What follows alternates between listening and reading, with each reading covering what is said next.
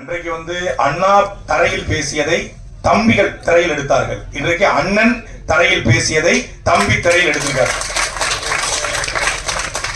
அவ்வளவுதான். நான் அண்ணன் சீமானவர்கள் பேசுற அரசியல் பல்வேறு படங்கள்ல மறைமுகமா எடுக்கப்படும். அண்ணன் சீமானவர்களுக்கு கிரெடிட் கூட கொடுக்க மாட்டாங்க.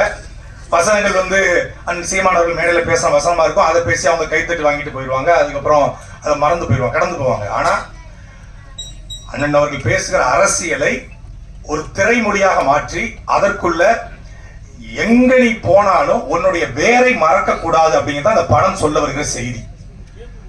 வையத்துள் வாழ்வாங்க வாழ்பவன் வானுரையில் தெய்வத்துள் வைக்கப்படும் அப்படின்னு சொல்லி வள்ளுவர் சொல்றாரு. நாம அண்ணன் சீமான் சொல்லுவாங்க, நேத்து வரைக்கும் பெரிய பாடா, செத்து போயிட்டா மாலை போட்டு கும்புற சாமியா மாறிடாரு. அதே போலதான் நமக்கு முத்துராமலிங்க தேவர் நம்ம கண்ணுக்கு முன்னாடி வாழ்ந்த ஒரு சாமி.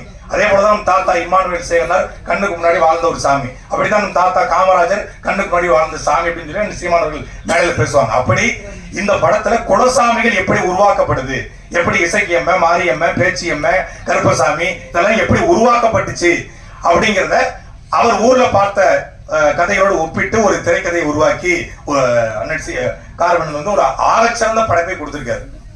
தமிழ் குடிமகன் அப்படிங்கிற ஒரு படத்தின் மூலமாக வேறொரு அரசியலை பேசினார். அதே திருநெல்வேலி பக்கத்துல நம்ம எல்லாரும் ஒடுக்கப்பட்ட மக்களுக்கான படம், ஒடுக்கப்பட்ட மக்களுக்கான படம்னு சொல்றோம். அது குறிப்பா ஒரு குறிப்பிட்ட சமூகத்துக்கான படத்தை தான் ஒடுக்கப்பட்ட மக்களுக்கான படம்னு சொல்றோம். ஆனா தமிழ் சமூகத்துல ஒடுக்கப்பட்ட சமூகத்திலே, அதாவது பிற்படுத்தப்பட்ட சமூகத்திலேயே நிறைய சமூகங்கள் புறக்கணிக்கப்படுது. அப்படி ஒரு புதிரை வண்ணார் அப்படிங்கிற ஒரு சமூகம் யாருமே இதுவரைக்கும் பேசல.